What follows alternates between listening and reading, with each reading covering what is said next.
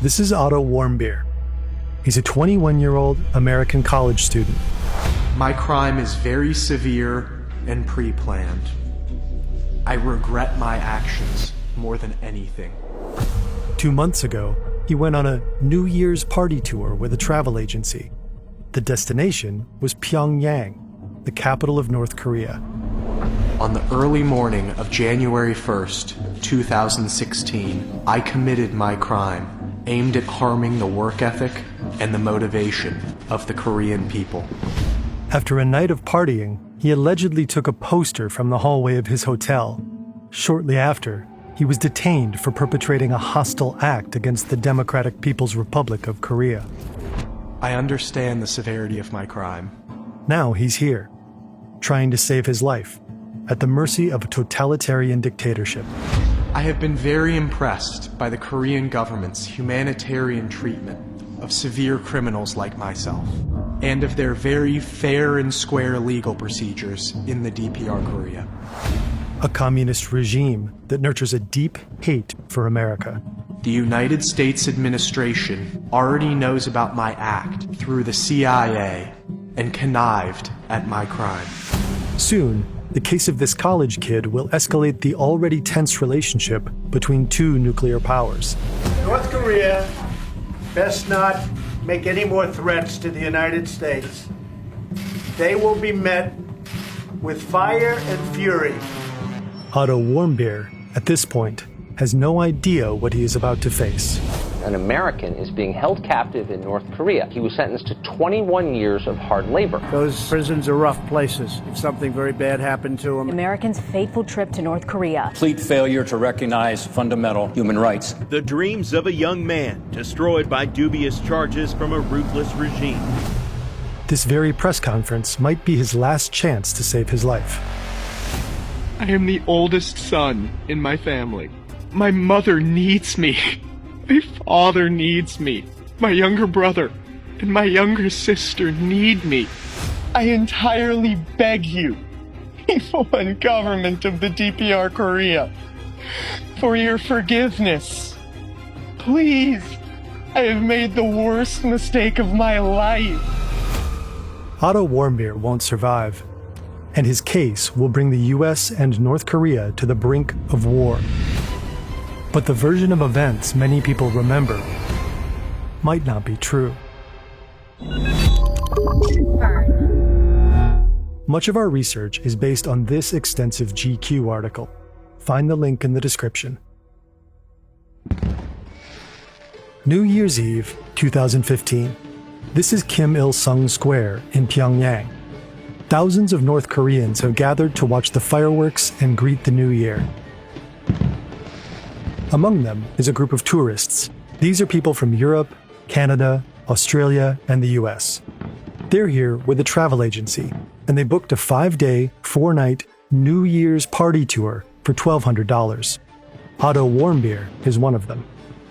Now, after the fireworks, they return to their hotel, a 47-story tower located on a small island in the Taedong River.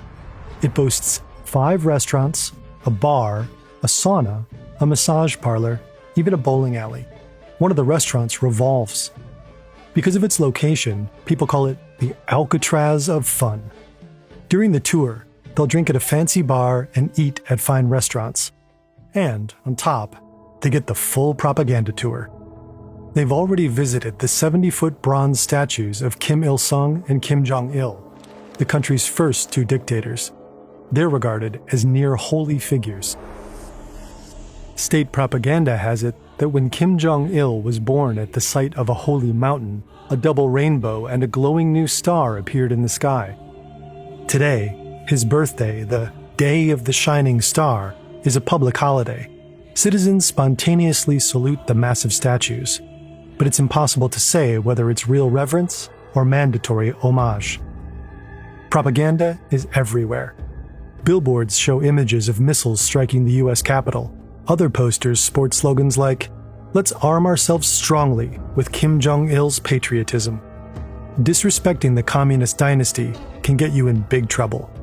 According to GQ, the Database Center for North Korean Human Rights confirmed a case of a factory janitor being prosecuted for bumping such a picture off the wall so that it fell and broke. Otto and the other tour members need to be careful. One wrong move, and they could face harsh punishment. Otto was raised in a suburb outside Cincinnati, Ohio, the oldest of 3 siblings. In high school, he was popular, athletic, and smart. At both prom and homecoming, he was crowned king. Speaking at his high school graduation, he quoted Andy Bernard from The Office. I wish there was a way to know that you're in the good old days before you've actually left them. Now, he's majoring in finance.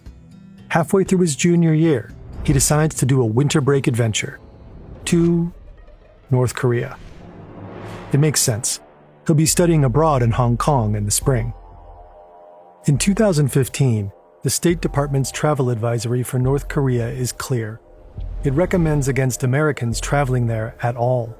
On the other hand, the website of Young Pioneer Tours, Otto Warmbier's travel agency, said that traveling to North Korea was, quote, extremely safe. The tour operator specializes in taking you to destinations your mother would rather you stay away from. His parents had their concerns, but, as Cindy Warmbier later said, why would you say no to a kid like this? Early in the tour, the group is visiting this ship, the USS Pueblo. The North Korean military captured it in 1968. The North Koreans claimed it had entered their territorial waters. Now it's a tourist attraction. When the North Korean tour guide explains that the ship was seized from the United States, he doesn't say the United States. He says the imperial enemy. Between 1950 and 1953, the US dropped an estimated 635,000 tons of bombs on the country, plus some 32,000 tons of napalm. Major cities were obliterated. 75% of Pyongyang was destroyed. During the war, as many as 1 million civilians perished. In 1953, a ceasefire ended combat in the Korean War, but a peace agreement was never signed. Technically, the North is still at war with the South, and with its ally, the US. Most Americans are unaware of this war, so much so that the Korean War is often referred to as the Forgotten War. Not so in North Korea. The North Korean tour guide explains what happened back then to the 82 American sailors that were captured along with the ship. They were beaten, starved, and only released after 11 months. Otto Warmbier is not visiting just any country. He's in enemy territory. Danny Grattan, his roommate during the tour, will later recount that Otto seemed a little bit shocked. To lighten the mood, he and the other tour members give Otto a nickname, Imperial Enemy. The rest of the tour goes smoothly. Sightseeing during the day, restaurants and bars at night. They even engage with the local kids by having a friendly snowball fight. One of the reasons people travel is to understand the world a little better. Brilliant does that for learning. It helps you engage with ideas in a hands-on way so you can unlock the intuition you already have. Concepts that once felt slippery start to click, and once they do, you begin to see patterns everywhere. Instead of just watching explanations, you're actively working through problems, testing ideas, and building real knowledge. We particularly like Brilliant's Probability and Chance course. It helps you reason through uncertainty, from expected value to conditional probability, and makes you more confident in the decisions you make. If leveling up your math, data, or computer science skills is on your list this year, Brilliant's courses adapt to you. They start at the right level with personalized practice you can actually use, so you hit the learning goals that matter to you. To get started, go to brilliant.org/fern or scan the QR code. Brilliant is offering 20% off an annual premium subscription, giving you unlimited access to everything on the platform. Back to January 1st, after the fireworks. When the tour group returns to the Yanggokdo Hotel, they split up. Some go to the bar. Danny Grattan heads to the bowling alley. They lose track of Otto. When Danny gets to his room, around 4:30 a.m., Otto is in bed, sound asleep. Then, a day and a half later, the group is ready to get on the plane. It's time to go home. As the last members of the group, Danny's and Otto's passports are checked. The officers take an unusually long time to scan their documents. Then Otto feels a sudden tap on his shoulder. There are 2 North Korean soldiers behind him. They lead him away. Danny doesn't think much of it and jokes, "Well, that's the last we'll ever see of you." 2.5 months later, Otto is standing trial in North Korea's Supreme Court. He's accused of violating Article 60 of the DPRK Criminal Code, state subversion. The central piece of evidence is this CCTV footage. It's timestamped. The early hours of New Year's Day, 2016. It shows a staff-only area in the Yanggakdo Hotel. A shadowy figure removes a poster from the wall and appears to set it on the ground. The poster looked like this, a propaganda poster, and it contained the Supreme Leader's name. "Let's arm ourselves strongly with Kim Jong-il's patriotism." To remove it from the wall is a serious crime, a bid to impair the unity of North Korea's people. And that shadowy figure? According to the prosecutors, that is Otto Warmbier. The trial only lasts an hour.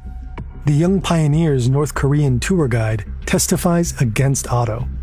A second witness takes the stand, an employee who says they noticed the poster had been taken from the wall. Otto's belongings are presented as evidence, and fingerprints are shown on a flat-screen TV. But most of the supposed evidence came from Otto's confession 2 weeks earlier. Here, he goes into the details. On January 1st, 2016, New Year's Day, I committed severe crimes against both the people and the government of the DPR Korea. The task was given by the Friendship United Methodist Church. At the encouragement of the Z Society and the connivance of the United States administration, I came to commit this crime task. The full story goes like this. His friend's mother, a deaconess at the Friendship Methodist Church in his hometown of Cincinnati, Ohio, instructed him to deal a blow to North Korea by stealing an important political slogan to be hung in her church as a trophy. As a reward, he'd receive a used car worth $10,000. Were he to be detained, the church would pay his family $200,000. The aim of this crime was to harm the work ethic and motivation of the Korean people. He told his mother about his plans. She cried and said not to do anything dangerous. I considered less, not wanting to hurt my mother. But since then, I received several alluring pressures from the Friendship United Methodist Church, leading me to finally decide on my crime attempt. He then shared his plans with a member of the Z Society, a secret society at the University of Virginia that Otto wanted to join. He'd heard all of its members go on to get high-paying jobs. He promised if I was successful, he would help me gain membership in the Z Society. Finally, he decided to do it. After I planned in detail to accomplish my plan, I arrived in Pyongyang on December 29th, 2015, through Beijing. On the early morning of January 1st, 2016, I committed my crime of taking out the important political slogan from the staff-only area of the Yanggakdo International Hotel, aimed at harming the work ethic and the motivation of the Korean people. And, he explains, the plot goes all the way to the top. The United States administration already knows about my act through the CIA, which is closely linked to the Z Society, and connived at my crime. The church, too, is linked to the government. The Friendship United Methodist Church is not a typical church. It is very wealthy, with $42 million. That is why the United States administration has very close ties with this church. He was manipulated, plain and simple. I was clearly given the task by the Friendship United Methodist Church. I was encouraged by the Z Society. My crime is very severe and pre-planned. I regret my actions more than anything. I beg for forgiveness, and I beg for help in any way possible to save my life. warmbier의 발언이 끝났습니다. 들으신 바와 같이 미 행정부는 우리 공화국을 반대하는 정말 더러운 행위를 감행하고 있습니다. Experts agree that Otto Warmbier's confession seemed quite obviously coerced and staged. North Korea has a history of coercing confessions, and the US accused North Korea of broadcasting this one for propaganda purposes. A member of the Z Society said Otto had never approached them and denied any affiliation with the CIA. And the senior pastor at Friendship United Methodist Church said he didn't know of the deaconess mentioned by Otto. But this is later, after it's too late. Now, standing before the Supreme Court, all Otto can do is beg. I was used and manipulated. Please,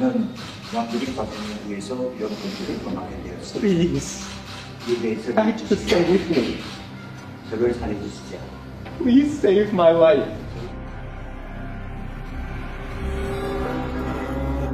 But his pleas fall on deaf ears.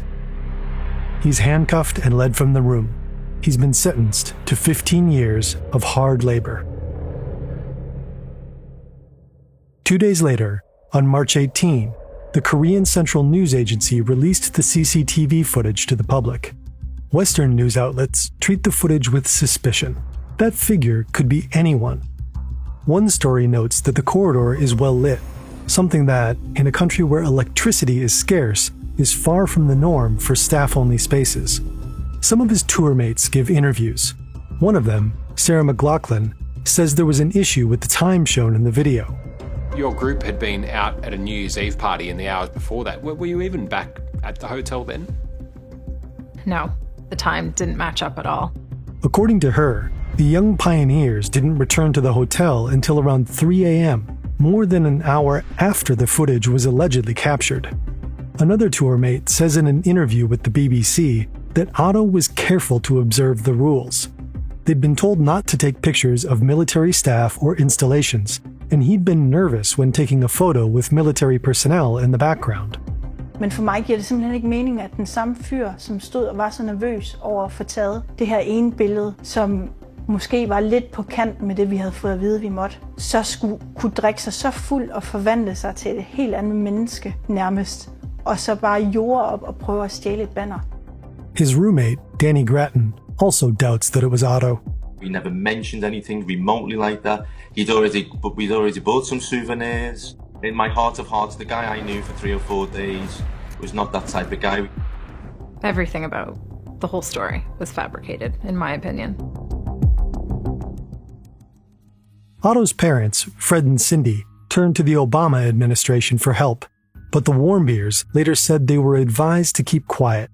According to GQ, Robert King, the special envoy for North Korean human rights issues, warned that drawing media attention to the ordeal might anger the regime. What makes it even more complicated is that the United States has never had a formal diplomatic relationship with North Korea.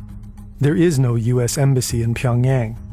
The Swedish ambassador serves as the liaison for Americans, but the Swedes' calls and emails are met with silence. The days turn to weeks, turn to months. Efforts at back-channel diplomacy are stymied. The issue is passed from one administration to the next. No one knows where Otto is, what he's doing, or how he's being treated.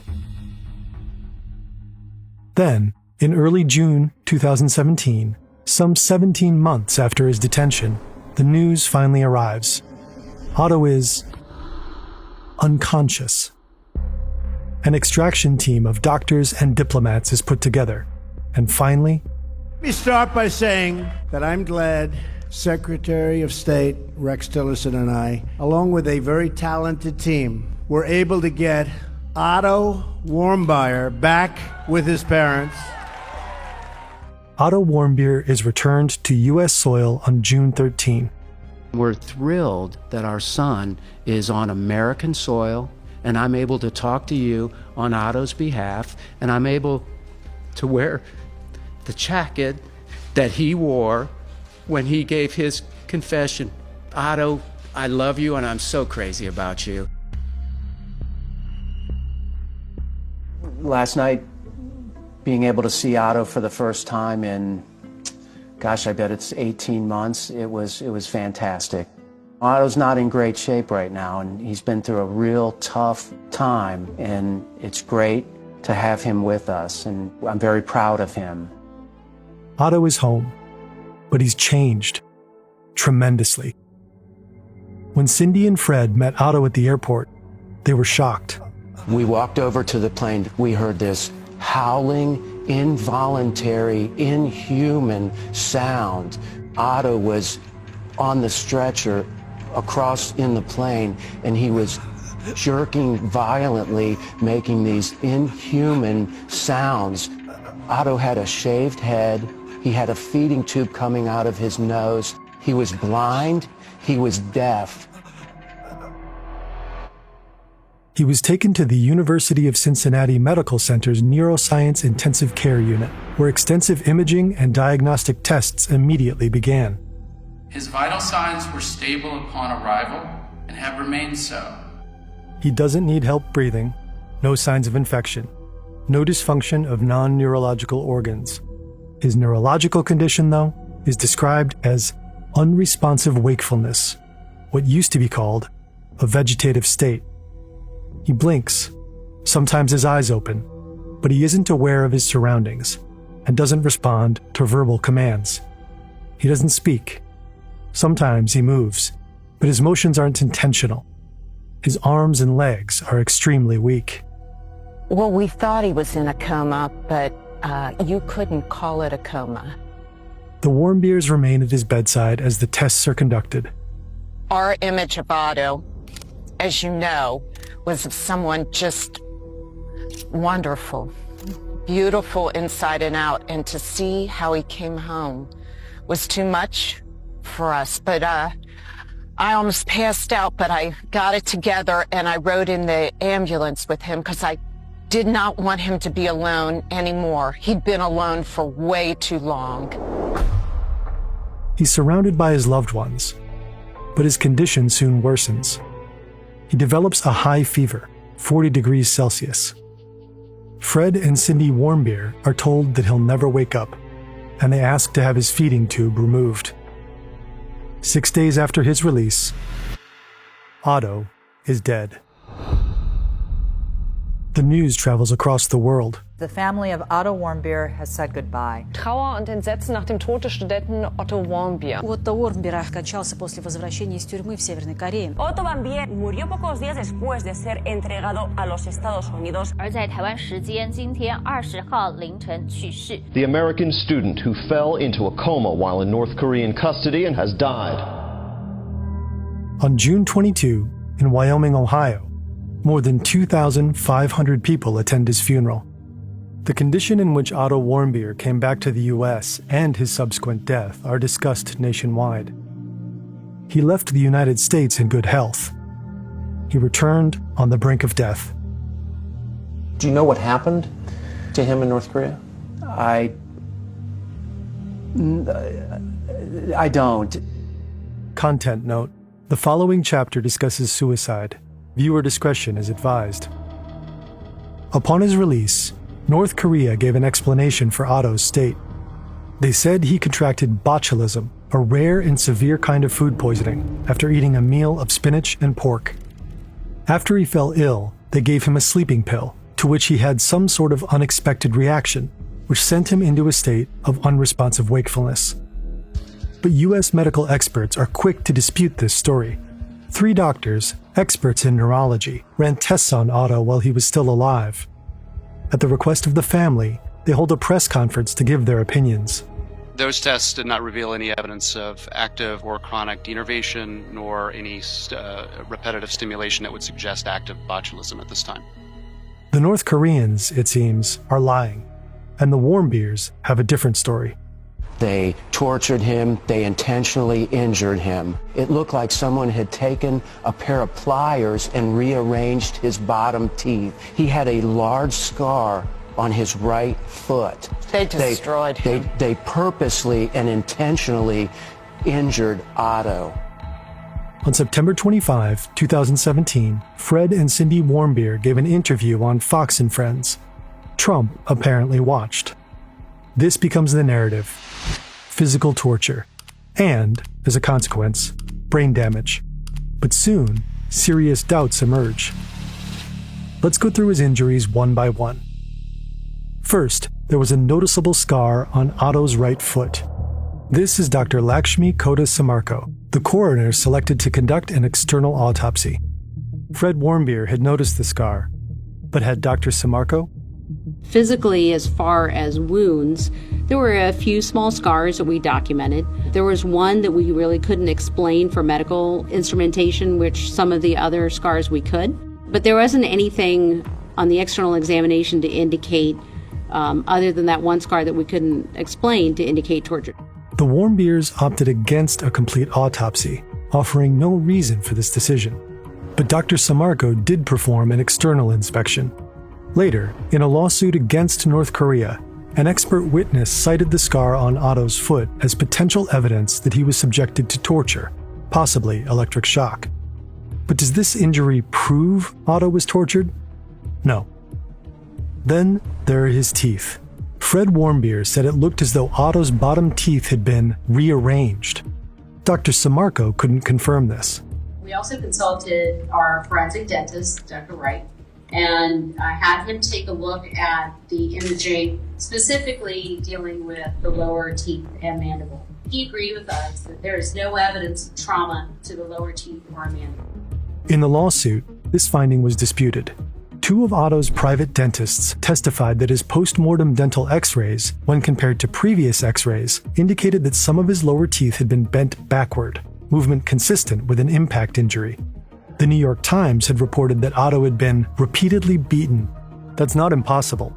An ex-North Korean spy who was familiar with, though not directly involved in Otto's case, said he'd heard Otto was roughed up by prison guards. 그분이 감옥에 있으면서 간수들이 있잖아요. 간수들이 많이 때렸대요. 왜 때렸냐면 언어가 안 되잖아요. He also continues to say that there might have been waterboarding. To him, that's standard practice, what he'd call battery rather than torture. It's difficult to say whether this ex-spy is credible, though. And even if Otto's teeth were bent backward, it's impossible to know for certain what caused that. Finally, the biggest injury of all, his brain injury. The most important diagnostic test thus far was a magnetic resonance imaging scan of the brain. This study showed extensive loss of brain tissue in all regions of the brain. In other words, the damage is universal, and scans show it occurred all at once. There's a technical term for this, an anoxic encephalopathy. It means an injury caused by a lack of oxygen to the brain. So either blood ceased to flow to Otto's brain, which would result in a lack of oxygen, or Otto stopped breathing. This pattern of brain injury, however, is usually seen as a result of cardiopulmonary arrest, where the blood supply to the brain is inadequate for a period of time, resulting in the death of brain tissue. In general terms, one of the more likely causes of a cardiopulmonary arrest in a young person would have been a respiratory arrest. In all likelihood, Otto stopped breathing. Any number of events could have caused this: an allergic reaction, choking, near drowning, anything that might prevent oxygen from reaching his brain. But which of these events was the cause? There's no way to know. We have no certain or verifiable knowledge of the cause or circumstances of his neurological injury. A cause that could almost certainly be ruled out was repeated beatings. Repeated beatings to the head would have caused asymmetrical damage, with some regions being affected more than others. Also, scans revealed no fractures of the skull. Despite all this uncertainty, the Warmbiers insist on torture. And the question of whether Otto was tortured or not is not a medical side note. By now, it has the potential to escalate a simmering conflict between two nuclear powers. A year and a half before, mere days after Otto's detention, North Korea had carried out its fourth nuclear test, in defiance of international sanctions. It also launched a long-range missile. In September 2016, it performed another nuclear test. By 2017, the year of Otto's return, the confrontation between the US and North Korea was near the boiling point. North Korea best not make any more threats to the United States. They will be met with fire and fury like the world has never seen. It was the beginning of the 2017-2018 North Korea crisis. Meanwhile, Otto Warmbier's case took on an increased political weight. Trump had adopted the torture hypothesis as fact. Senator John McCain said Otto had been tortured and murdered. Senators Adam Schiff and Marco Rubio also used the word murder. Fred Warmbier's analysis was that his son served as a sort of human shield. North Korea doesn't do anything by mistake. It was their fourth nuclear weapons test, and they had a lot of things they wanted to cover, and they felt like Otto was going to provide them the security they needed to get away with these things.